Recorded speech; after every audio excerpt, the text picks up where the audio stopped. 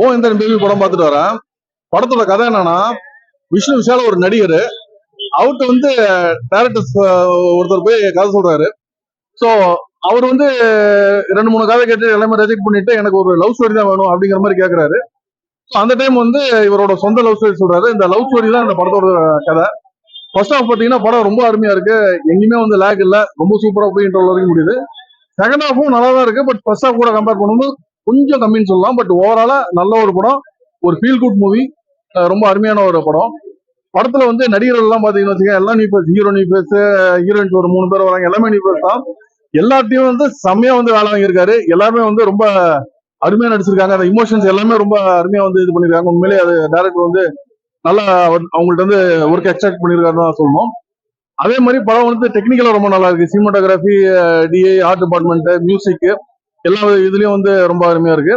ஒரு 2 கதை போகும்போது யூஸ்வலா ஆடியன்ஸ் கொஞ்சம் வெளில வருவாங்க. பட் இந்த படத்தை பொறுத்த வரைக்கும் விஷ்ணு விஷால் சைடு போகும்போதும் சரி, இல்ல இவர் லவ் ஸ்டோரி போகும்போது சரி, எங்கேயுமே வந்து ஆடியன்ஸ் வெளில வரல.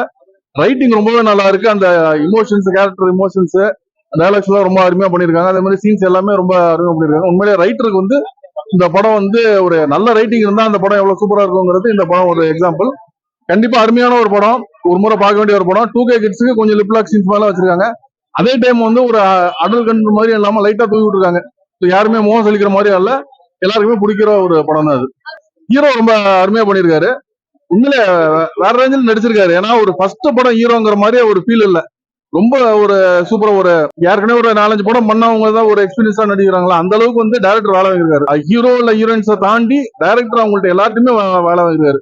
எல்லாருமே வந்து வேற ரேஞ்சில் நடிச்சிருக்காங்க. ரொம்ப அருமையா இருக்கு. எந்த லேக் ஃபர்ஸ்ட் ஹாஃப்ல சுத்தமா கிடையாது. செகண்ட் ஹாஃப்ல நீங்க லேக்னு சொல்ல முடியாது. அந்த பேஸ் வந்து பாத்தீங்கன்னா கொஞ்சம் லைட்டா இறங்குது. பட் ஓவரால நீங்க படம் பார்க்கும்போது உங்களுக்கு வந்து ஒரு நல்ல படம் தான் சொல்லுவேன். கண்டிப்பா இது வந்து பார்க்க வேண்டிய ஒரு படம், மிஸ் பண்ணிடாதீங்க. பிடிக்காத சீன் எனக்கு சொல்ல தெரியல. பிடிச்ச சீன்னா ஒரு பாம் பிளாஸ்ட் ஒண்ணு நடக்கும். அந்த இடத்துல வந்து என்ன நடக்குது எல்லாரும் இது யோசிக்கும் போது அந்த பையனை வந்து அந்த பொண்ணு தூக்கிட்டு வர மாதிரி ஒரு சீன் இருக்கும். அது வந்து நான் ரொம்ப பெஸ்ட் ஆக்டர்னா ஆக்டரை தாண்டி எல்லாம் நம்ம இவங்களதான் சொல்லணும். டைரக்டர் வேலை வாங்கிட்டாரு. எல்லாம் நியூ ஃபேஸ் நல்லா நடிக்க வச்சுட்டாரு. நீங்க வந்து ஒரு விஷ்ணு விஷால் வந்து அவர் எப்படி நார்மலா பேசுவாரோ அந்த மாதிரி பேசுவாரு. அவர் வந்து பெருசா நடிச்சாருன்னு நமக்கு சொல்ல முடியாது. அதே டைம் நீங்க பார்க்கும்போது அவ்வளவுதான் நடிக்க முடியும், அதை தாண்டி நடிக்க முடியாது. ரெட் அண்ட் கிங்ஸ்ல கொஞ்சம் நிறைய கவுண்டர் டயலாக் எல்லாம் கொடுத்திருக்காரு. அவரு வந்து கொஞ்சம் வந்து படத்துக்கு ஒரு கலகலப்பு கொடுத்திருக்காரு. மேனா பாத்தீங்கன்னா அந்த ஹீரோ ஹீரோயின், அந்த மீரான் கேரக்டர் ஒரு பண்ணிருப்பாங்க ஹீரோயின், அவங்க எல்லாம் வந்து ரொம்பவே அவங்க இமோஷன்ஸ் அவங்களுக்கு தான் ரொம்ப ஹெவியான ஒரு விஷயம். அதை வந்து ஒரு ஃபர்ஸ்ட் ஃபிலிம்ல அவங்க வந்து பண்ணது வந்து ரொம்ப பெரிய விஷயம். அருமையா பண்ணிருக்காங்க.